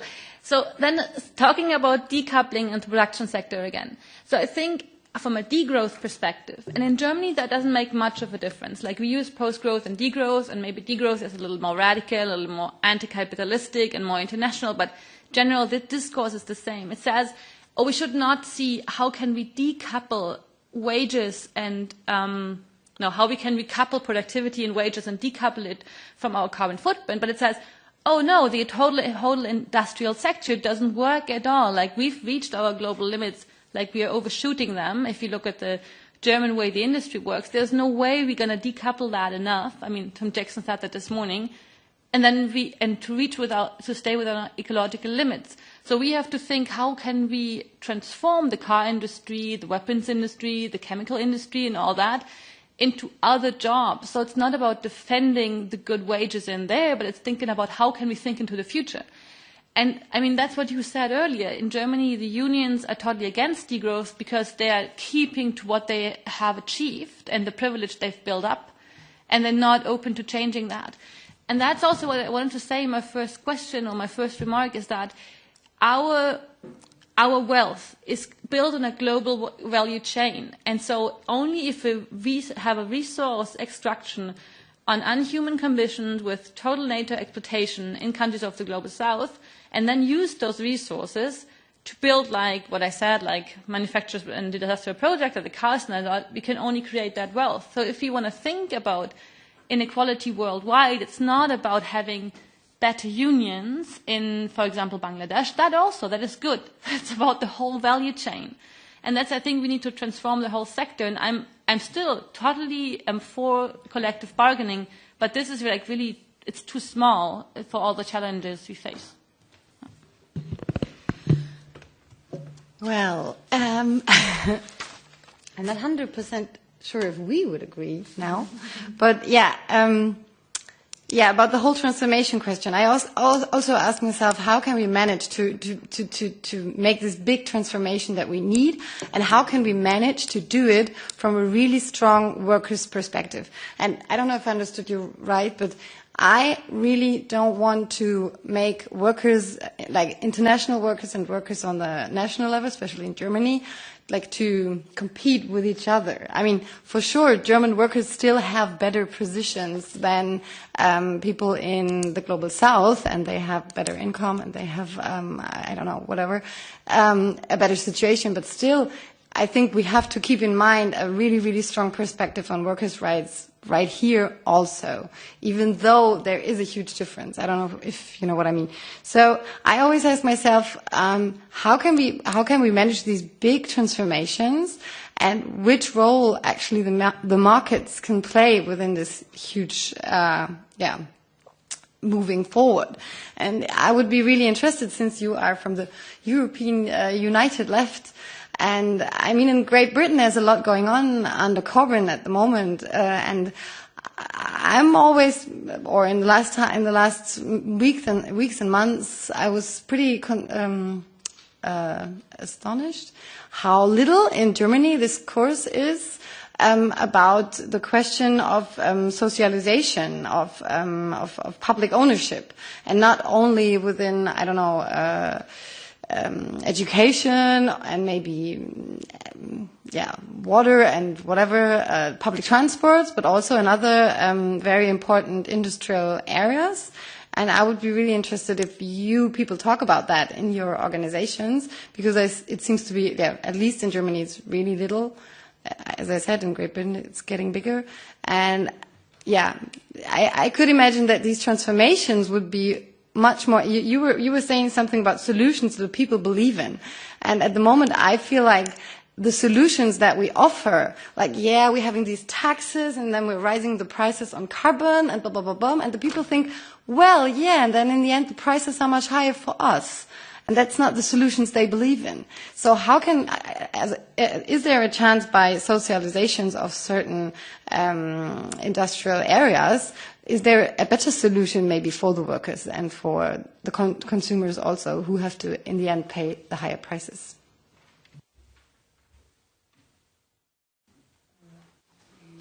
Here and then here. Yeah, it keeps more or less being on the same line. I will also repeat kind of Kristen's question that was not really tackled about the ecological limits of such conditions of work. My question would be, if we take Ryanair, for instance, that was in your presentation, Mr. Vande, Keybus, as a in a degrowth perspective, we could claim for the closing of Ryanair company because we think that it endangers the social and environmental equilibriums. How you, as trade unions, do you position yourself towards this? Do you think that unions in general will keep on defending the old world, kind of, due to defending the workers, or do you think that there are possibilities of platforms of discussions with us, for instance, and different social movements' perspective, in order to build solutions altogether? That's my question. And one very little comment on the basic income. The degrowth perspective in the basic income usually includes a maximum income, which totally changed the question on inequalities and opened a very wider discussion. So it goes together, minimum and maximum income. Thank you.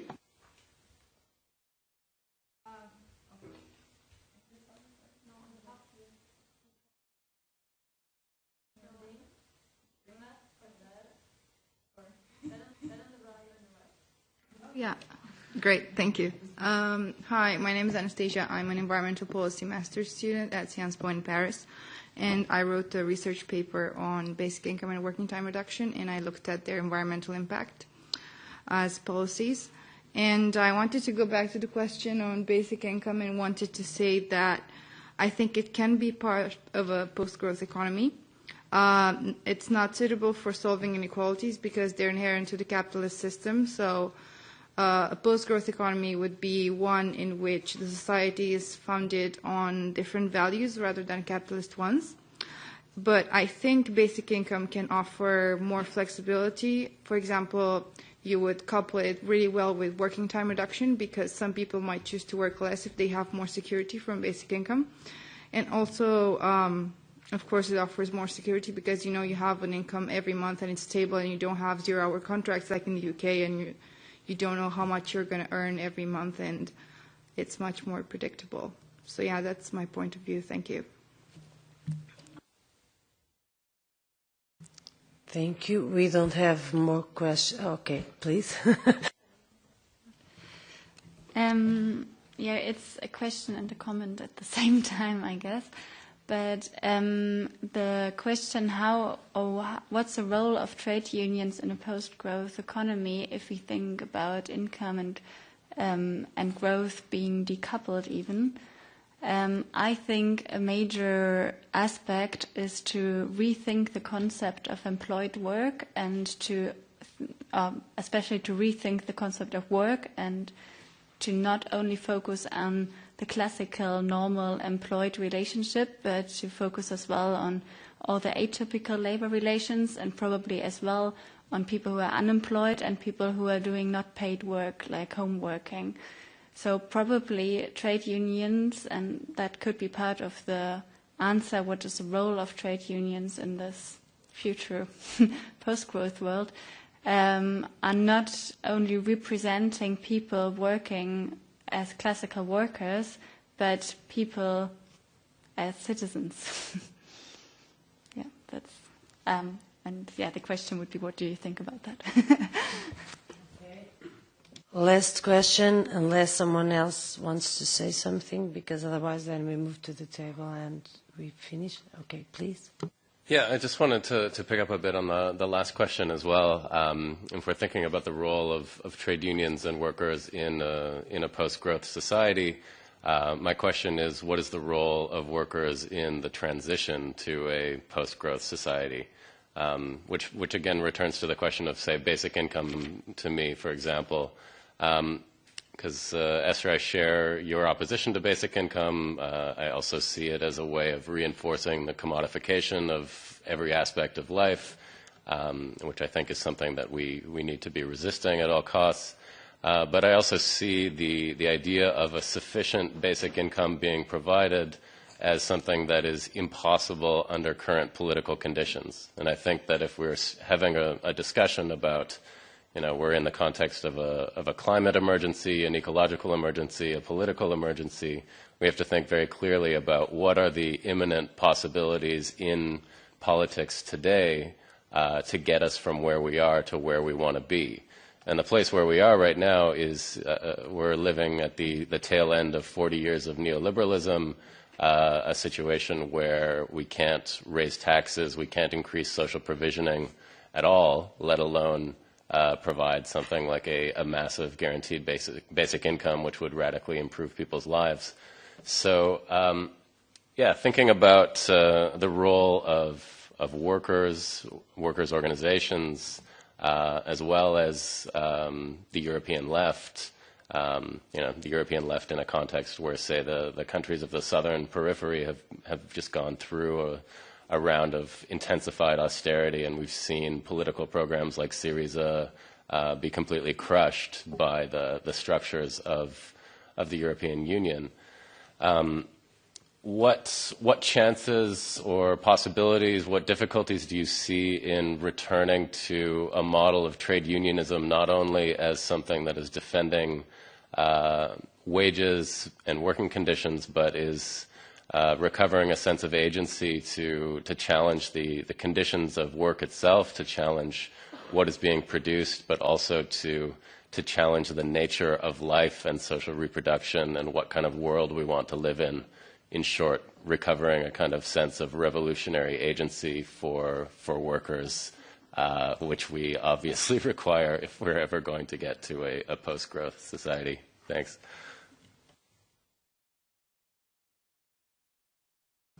Well, what an interesting discussion. It's been a long time since I've been over here and had an actual interesting discussion. So, how will I answer this? So I can, whenever I get in trouble with an answer, I say my own life. So in my own life, if I think about when the crisis hit in Ireland, and the reason the crisis hit in Ireland was because the money that was owed by the banks was taken on by the state. So there was no such thing as an unsecured bondholder in Ireland anymore. The state guaranteed the banks. Without any, there was no legal or moral justification for that. And then the consequence of that was that to get a dereg was to cut wages. And I know I'm taking lots of shortcuts for all the economists in the audience, but so it was to cut wages. So what was the role of the trade union then? That's a good question, because this was a massive transition. So the role of the trade union then was to ask workers, what do you want to do? And was to lay in front of workers what the options were. And then was to trust workers to decide for themselves.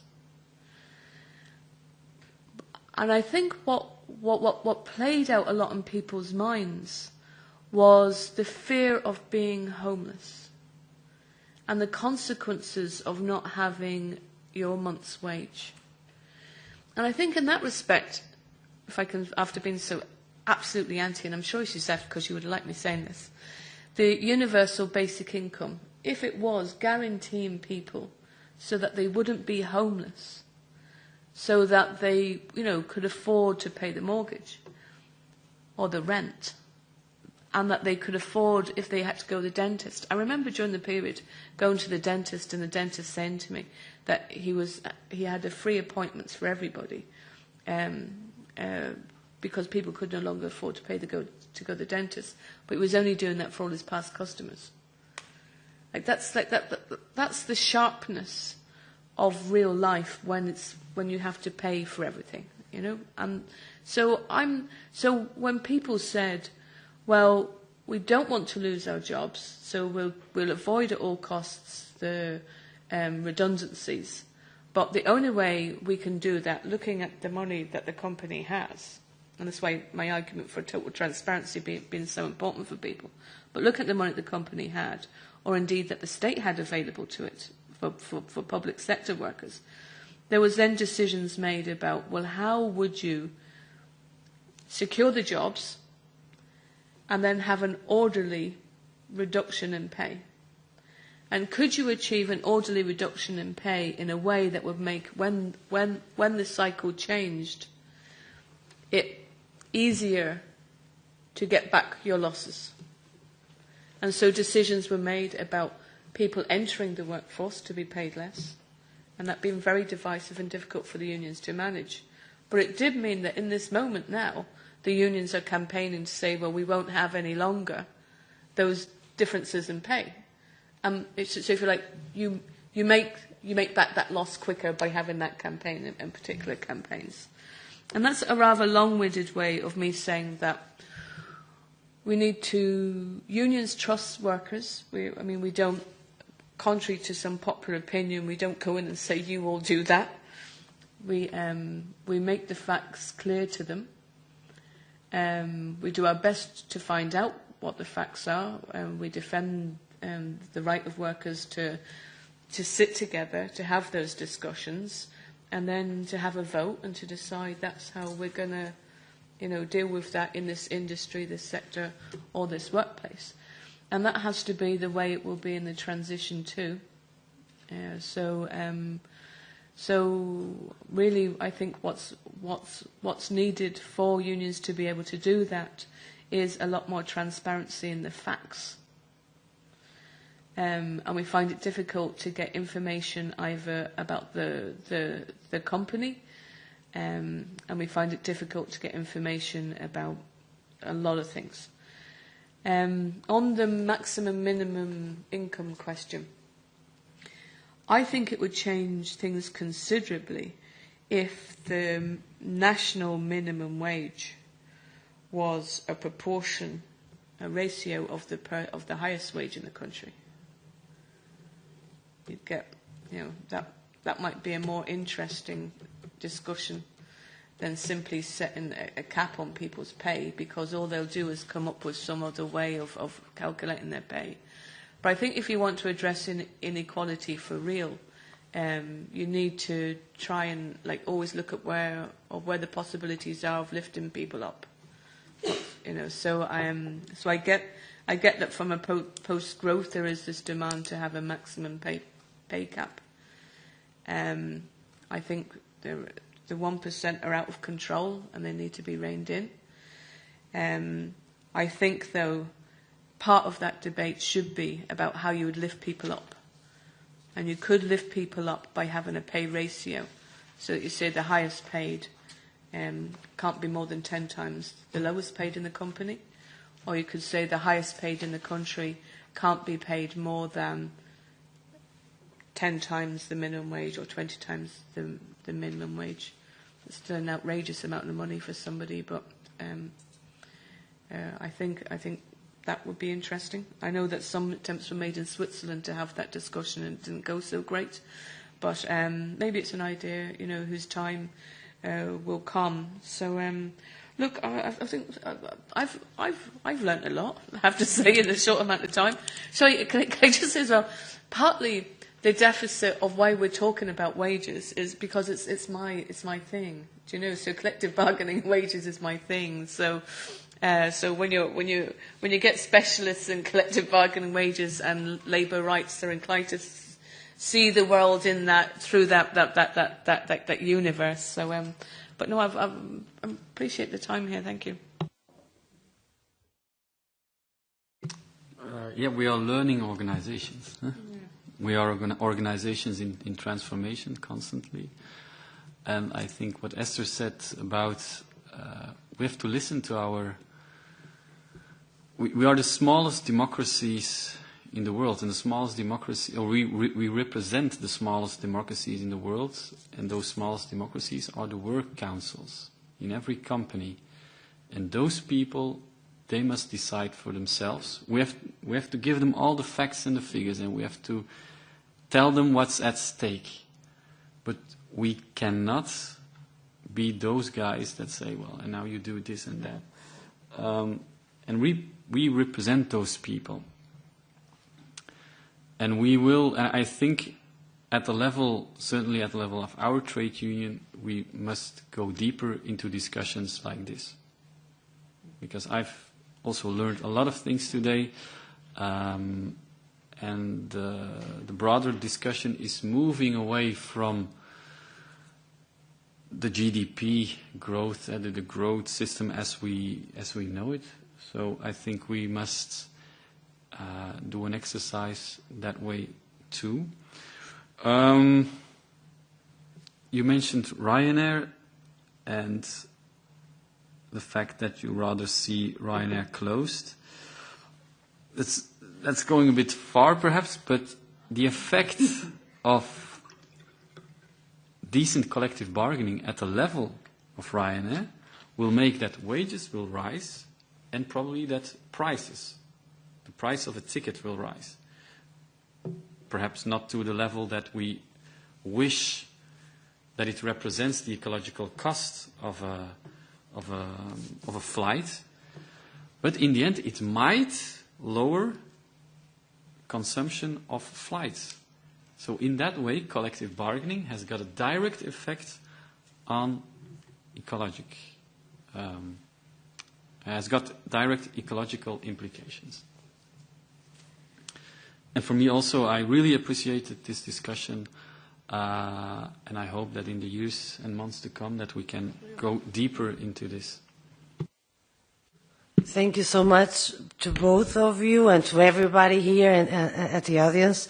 Before starting this debate, I was already saying that I would be the worst moderator ever because I would only have one side in the table and the other side to learn with, and so it would be very difficult for me because I would tend to. That's why I didn't provide a full introduction for the debate, because it would be too much repetition with the invitees that we managed to have and accepted, and I really thank them for being here. But when we decided all together, all the groups, and you know very well, all of you, that degrowth or post-growth is not exactly the most represented views at European Parliament or at European institutions. And when we decided all together and from different groups with very, very different perspectives on how society should develop and labor relations and the market and all these things, when we decided to organize this was because we felt, and we still feel, there is a gap between the way grassroots movements and NGOs across Europe are developing, and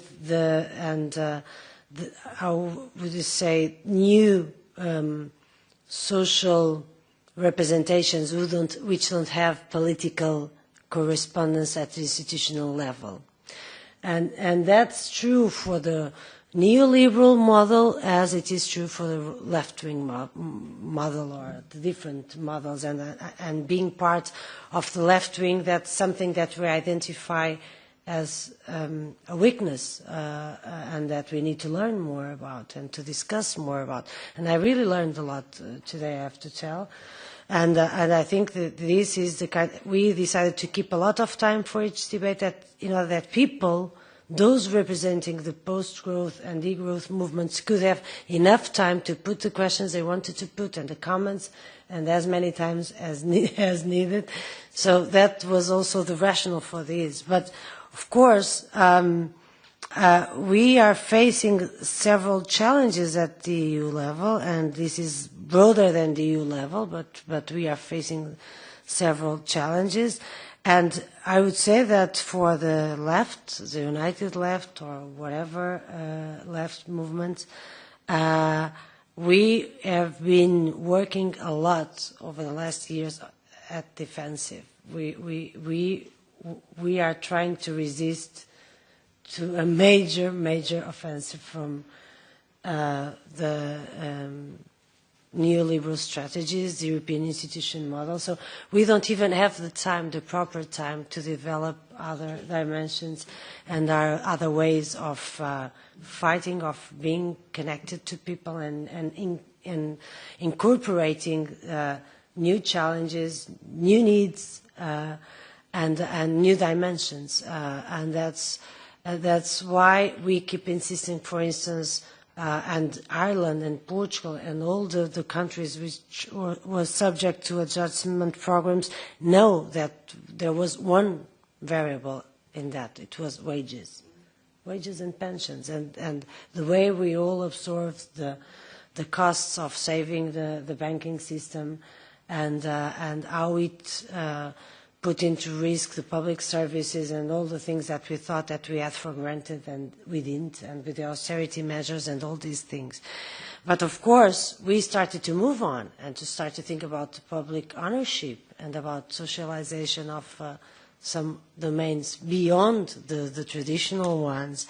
And even within the European Parliament, we have decided, some of us, and I'm the chair, we have decided to create an intergroup to specifically discuss the commons as something which we have to discuss also, and it is beyond the traditional line that we like to divide in order to simplify our interaction and our intervention, the line between the public and private property, because the commons are not explainable through the public-private property dividing line. And a lot of things, and degrowth and post-growth, are also themes that we need to bring and to put into our agenda.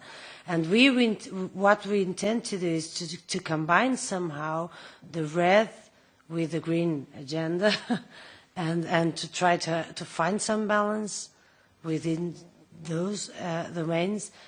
But I have to recognize that, and even that in my own country now things are a little bit different, and it's a little bit an island across the European Union in terms of the governance model and the solutions we found to try to fight back austerity and all these things. But in any case, I do think that this conference, the way we thought about it, if I had any doubts, they were completely eliminated by the way this debate was going on, because it's really to listen, to learn about it, to incorporate these concerns, because to be comfortable in a comfortable position is to keep defending the things that we are good at least we think we are good at, without putting into question our certainty. So I really want to thank you so much for that. Yes,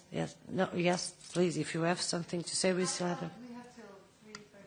Yeah, we still have time. That's what I'm going to say. Yeah, we still have time. Okay. No, because I thought that nobody else wanted to take the floor, but you can take it in any moment. Yeah, we still have time. I still wanted to respond to something. The thing is, I totally understand this idea of, I would, like from an ecological perspective and from an internationalist perspective, or like from a perspective from the global south, I would totally agree to say, yeah, let's just cut off Ryanair. Let's just break it down. But from a worker's perspective, in a real sense, this is a really bad idea. And living in a country like Germany, where the AfD is rising, this is, like from a justice perspective, this is a really bad idea too, because the people who already feel oppressed and who already feel left out and everything, they will say, fuck this, and the people who work there, they will say, fuck you.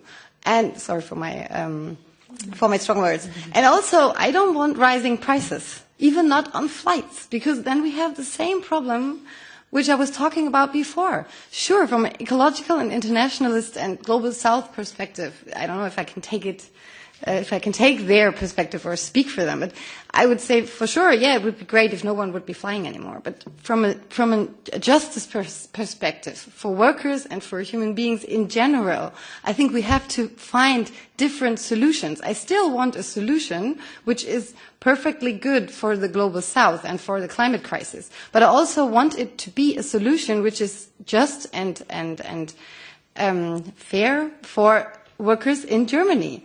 That's what I said before, you know.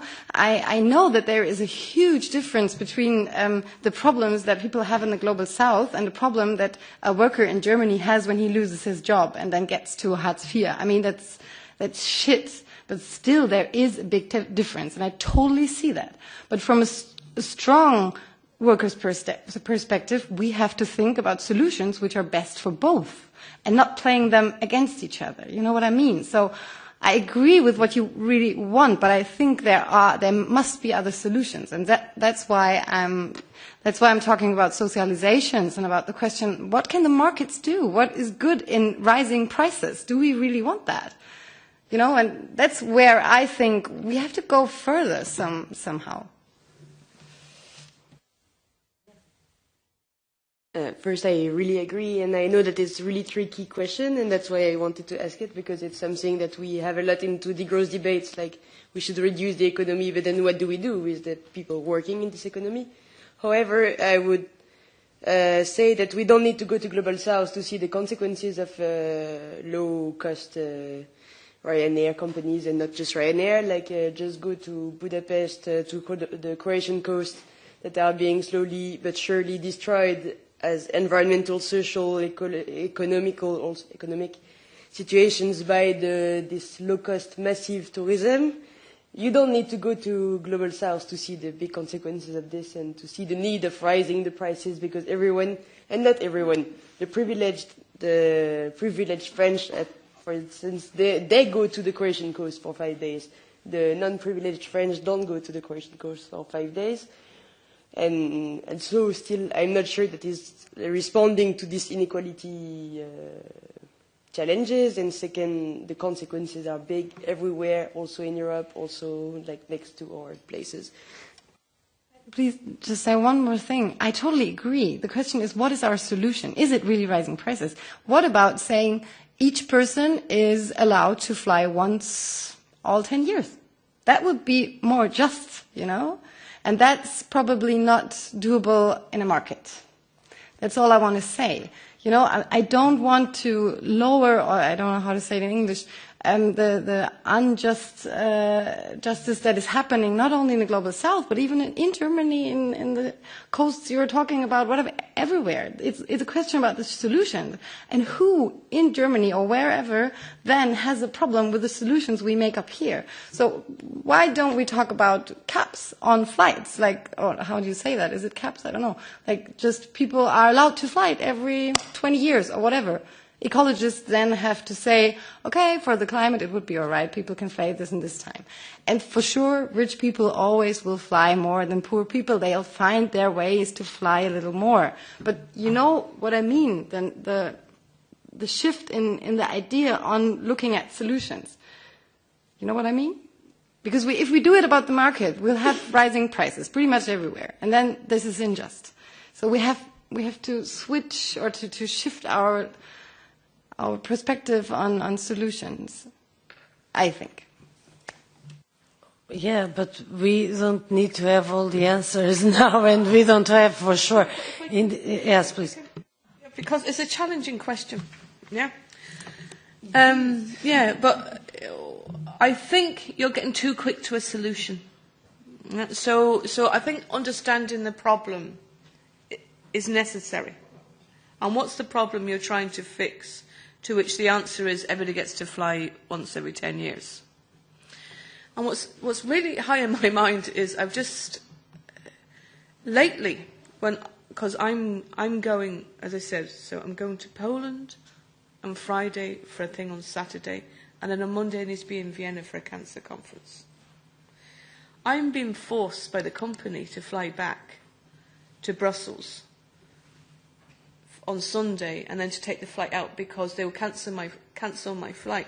Now maybe we start there before we stop people being able to take a holiday.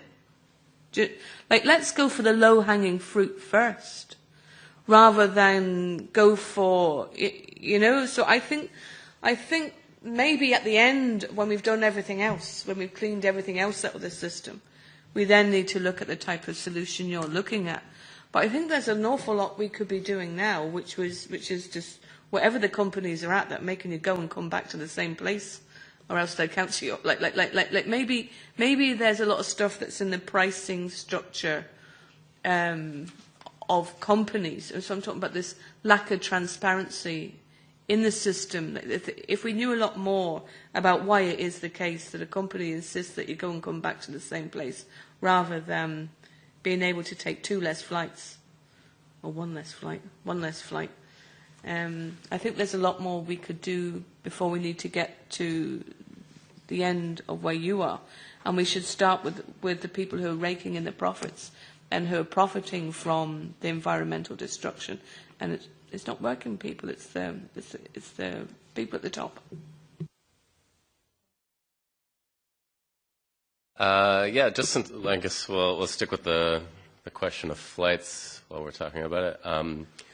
The Heathrow expansion is a perfect example where this contradiction comes out, where you have the British trade unions were in support of adding the additional runway to Heathrow, which is going to lead to a massive expansion of of low-cost airlines, a massive expansion of air traffic in a situation where we're in a climate emergency. We absolutely need to radically reduce our emissions now.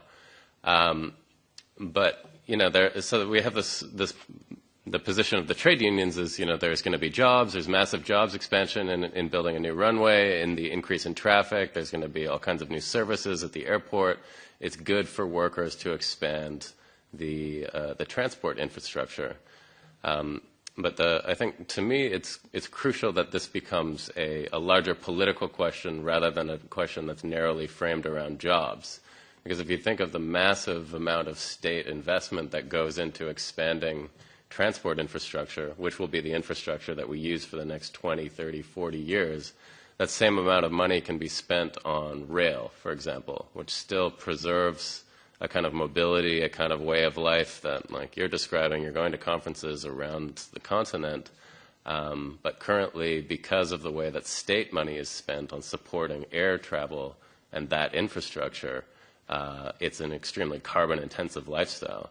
So I think that we need to be thinking about the question of state investment and public investment and socialization of basic infrastructure to make the kinds of changes in the way that we move around possible without the foremost question being like the kind of jobs blackmail where we're always forced to choose like, well, we need the jobs, and if we don't choose the environmentally destructive option, we lose the jobs. So, yeah. I still have 2 people asking for the floor, you and you, so please. Maybe first, in light of what you have just mentioned, maybe you're talking about a quota for each person, how many carbons you can produce per year or something like that. So either you can choose from driving a car every day, or you can use a bicycle every day and then go for a flight to compensate. And talking about transport and low-hanging foods, as you also just mentioned, maybe on the one hand, we can constrain this crazy use of budget flights. On the other hand, we can encourage and make it easy and affordable for people to travel by rail. Well, I'm coming from China, which is comparable geographically to the Europe, whereas it's, of course, very different in terms of geopolitical organizations. But what I see here in Europe, it's very difficult if you travel across countries for the same distance you would travel in China, where we have high-speed trains, which is more green and efficient in terms of travel. So I think maybe talking about lower-hanging fruits in transport, there are already options here, but we just need to make it more efficient. I just quickly wanted to link the debate back to the growth issue, because that many people can only fly because there are so many new airports being built. You were saying that. And for example, in Germany, there's a lot of regional airport projects which are totally like non-profitable. So the lenders, the unit below the countries, they pay for it. And they pay for it because they think in a competition between the regions, they need these regional airports. And so they promote growth by that, but in the end, it's like it's just a cost for society, and it's an overall high ecological cost. Right? I thought it was a really interesting example where we can see that just looking at growth as such, as a figure, doesn't help us so much to see what are the social benefits and the ecological costs of a decision in society. And yeah, I would totally agree that we have to discuss more about what's the best option about cap and trade and all that. But I would also say that from the ecological side, there's also a lot of proposals out there. So it's not like we're starting from scratch. And it can be seen by just saying, okay, let's have a discussion, or maybe raise the prices a little bit. We don't get the problem solved. So I guess we need some more stricter measures, as a lot of people said. Yeah. Yeah, and for sure all these things are very complex, but mobility and energy and all these issues we need to bring them on board, and we have not only economic inequalities but also geographical ones sometimes. So even the calculation about the emissions and things like that. This is a very complex subject, but for sure we need to come back for all of these several times. And I really want to thank our invitees and also you, all of you, for your expertise and for making us thinking about these issues and incorporating. Some of them were already there, but not the others, into our thoughts and political agendas for sure. And that's something that then we will try to resume after the conference, and all the MEPs organizing this event, and we will exchange some views on it, because somehow, in one way or another, we are all a little bit growth dependent in terms of our political background and basis for proposals. So that's why we have the need to organize this conference and to keep on these issues. I don't know if it was a coincidence or not, but is it the growth movement a more women basis? That's because you have a session with two women on the seat. So I don't know how you felt like, but I was like, I'm not going to listen to 5 men talking, so that's why I came to this session. Now, I would always say that women attract women in the sense of speeches. If you have a woman as a representative, then more women come to join the session. Okay. Overall, it's like male dominance in the whole section, in the whole conference. Because we always try to have gender balanced panels. That it didn't work because it didn't. I'm happy to be a minority. Yeah, but in any case, that doesn't change in any case my feminist approach to everything. But okay, thank you so much for everything, and let's keep talking. Thank you.